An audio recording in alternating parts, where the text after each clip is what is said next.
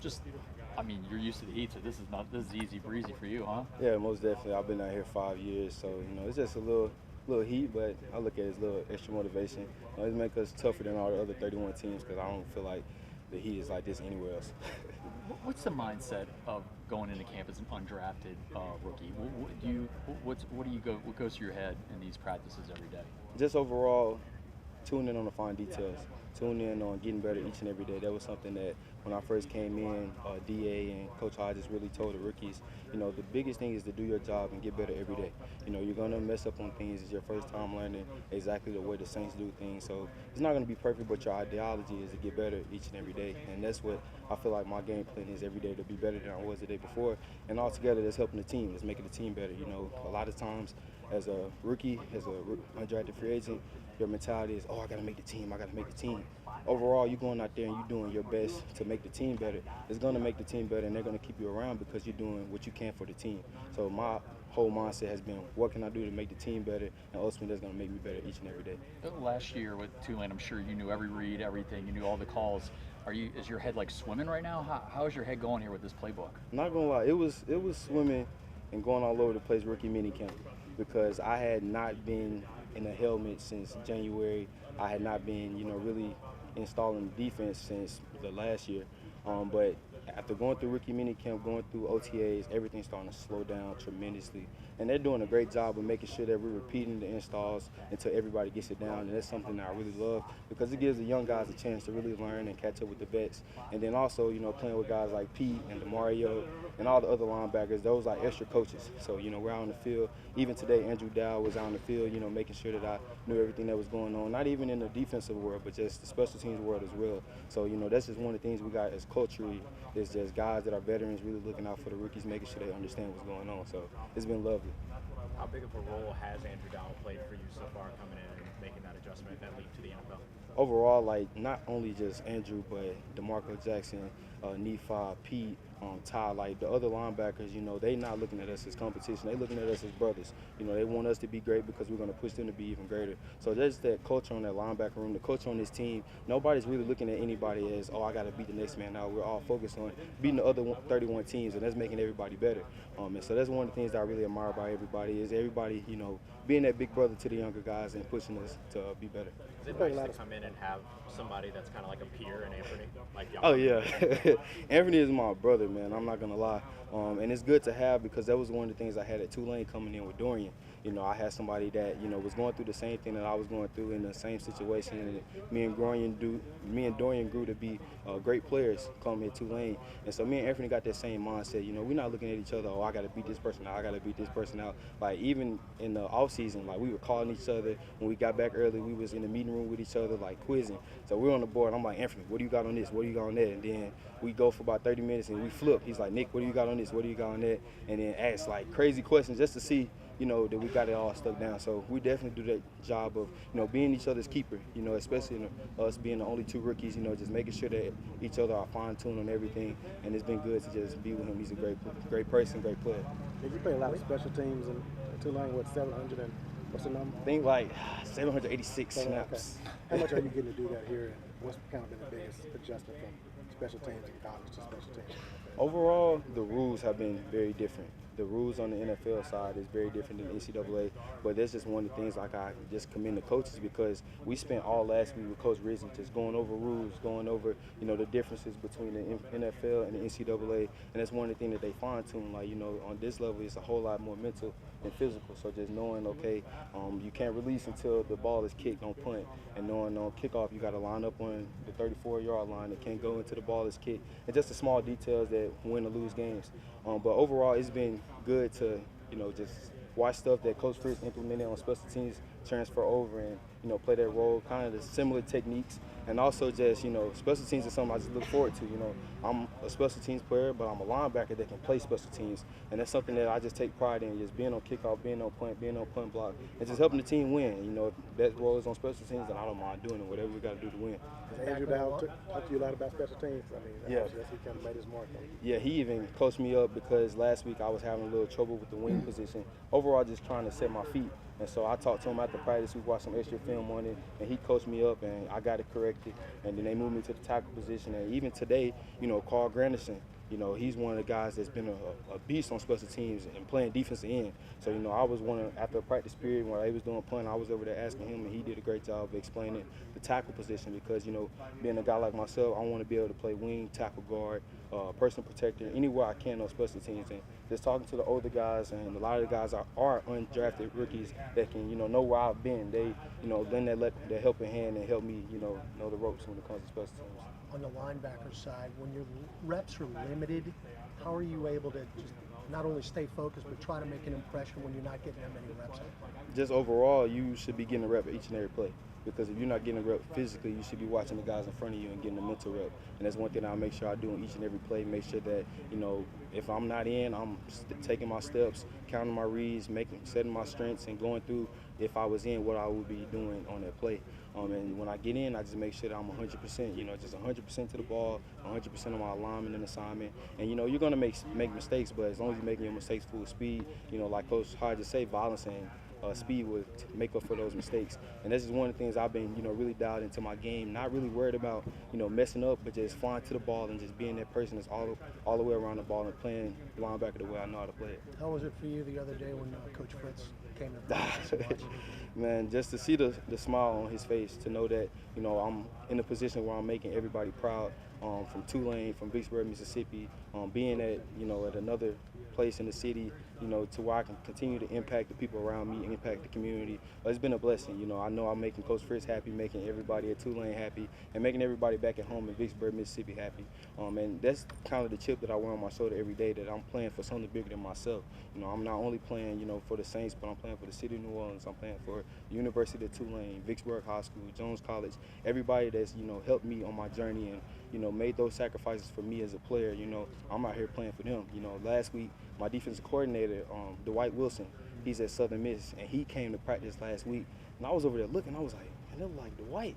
And it was, and I just got ecstatic because I haven't seen him in about a year, and he came out to watch me, and he was a little emotional. He was like, I told you you'll be here, and he said, now get back to work. So it's just one of those things to where I always keep that mentality that I'm playing for something bigger than myself, and that just keep me humble and keep me working every day and taking no days off, because it's not just about me making the 53. It's about me doing what's best for this team. That way, once I be on the team, we can do what's best for this city and do what's best for the fans out in Who Dat Nation. On that note, you used to practice in here, right? Yeah. Very often. So, what is it like? I mean, first of all, you just have to make the NFL, and the fact that you're back on the same field practicing in these colors, like, just on a personal level, can you reflect on that experience? Man, it's been worthwhile. Just to be frank, during the whole draft process, it didn't go ideal as how I wanted it to go. Everybody wants to get drafted, but I prayed to stay here. I actually told God, I was like, God, I just feel like my time isn't done in New Orleans. I feel like I have more to do, not just on a football standpoint, but in this community, with the city, with just the people that I've met here. I knew that my job wasn't done. So the way that the draft fell, once it came down to making a decision, my mentality was, man, I got to stay in New Orleans because this is what I asked God for, and I know that my purpose here is bigger than just playing football. And so, to be in this indoor, to be at this facility, to, wear that fleur-de-lis on my chest, I know it's bigger than me. I'm out here doing God's purpose, out here fulfilling the bigger purpose than just, X's and O's. And it's just something that I take again with a chip on my shoulder, and just something that comes full circle. Looking back, I'll never forget last year we played South Florida, and I took a Snapchat video after the game and was like, I'll be here in a year. And Tampa Bay is one of the teams that we in our division, and I'm going to be back there come the fall. So it's just small things that, God just reminds you that, as long as you put him first, you're always going to be on the path that he has you on.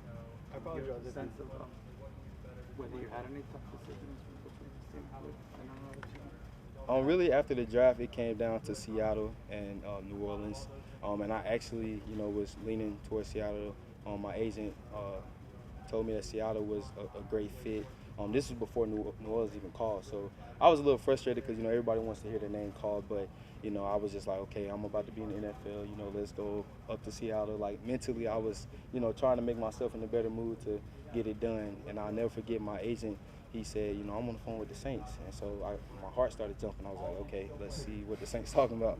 And then after, you know, the Saints made the offer, I was like, it's a no-brainer. Like, I'm staying here in New Orleans. And, you know, I went in the house because I was frustrated. I took a time to myself and I prayed. And I told myself, you know, I had got so caught up on being drafted and, you know, hearing my name called. And I was like, you know, God, what is your will? Because I don't want to be in a position to where, you know, you give me what I'm asking for and it's not a part of what you really want and what you really want a part of my journey. And so I already knew when the Saints called that my will was to stay in New Orleans and do things not only on the football aspect, but do things for him, especially in the community and things like that. So I knew it was a no-brainer. Once the Saints called, I was staying here. I apologize if you've already been asked about this, but all the videos that they're putting out with the rookies, you're always the guy kind of like showing them around, and doing all the, you know, different stuff around town.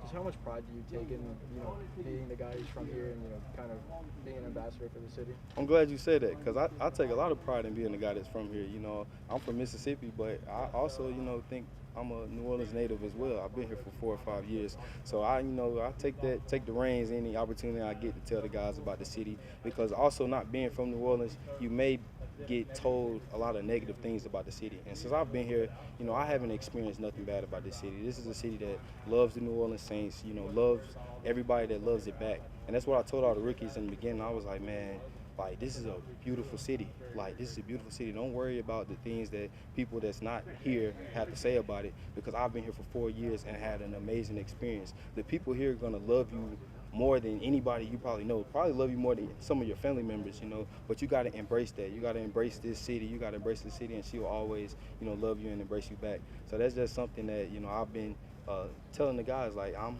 a hometown person as well, you know, like, so just go out and, you know, love the city, and she'll love you back every time. Have you talked to Jamal Williams at all?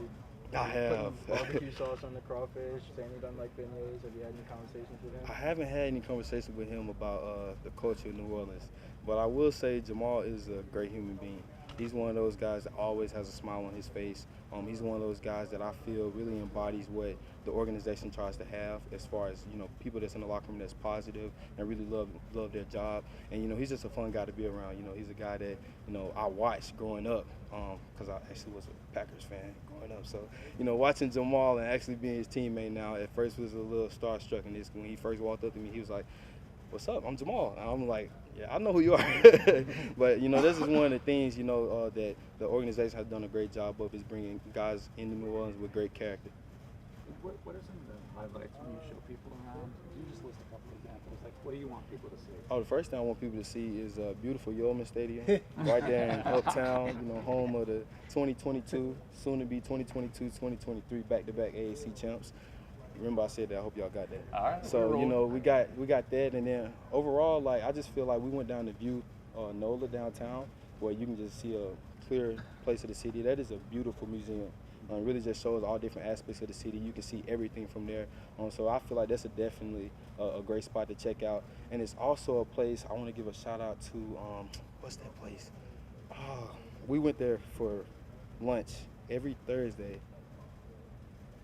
Oh, it's not coming to me now. I'm stuck. It's a great food place, though. It's in Uptown. Is it a po' boy place, or is it? No. It's Uptown. Not Mahoney's. Not Mahoney's. It's MK Creations. Y'all might have not been at MK Creations. It's in Uptown. They have the best food choices I have had since I've been down here. It's a small little spot, and it is MK Creations. So everybody looking at me like they've never been there. Oh, I haven't. All right. So Is it healthy it stuff, is. Is it healthy, or is it? It's tasty. It's very, very tasty. But, you know, everybody that hasn't been there, I want y'all to go check out MK Creations, because they have phenomenal food. Me and Larry Brooks went there every Thursday before the game. We probably shouldn't have been eating it before game, but it was very tasty and dynamic food. And it's a small little black-owned spot right in Uptown. And so shout out to MK Creations. Tell them to cut you a check for You should have had an NIL deal with I probably should have. They do give a Tulane student discount. Yeah. Wait, what kind of po' boy you eat then? Po' boy, shrimp po' boy. Oh, but I do like the hot sausage po' boys as well. Hot sausage is pretty nice. And then they don't do snowballs here after victory. They don't plan. Oh, we got to get that changed. We got to get that changed. We got to get them snowballs. We got to get that going. I'll mention that to DA and see what he thinks about it. They do snowballs in training camps out there. They haven't done it yet, but I'm sure they'll do it soon. Most definitely, most definitely. I talked to Trey and Foster and some of the other guys who are from around here, and kind of the consensus is that work is work and you're here to play football, but do you feel like kind of knowing your way around the city, knowing where to eat, knowing where to shop, it's easier to kind of hone in on football now that you're comfortable here? Most definitely, and shout out to Trey. He's one of the guys that I met during my pre-draft training.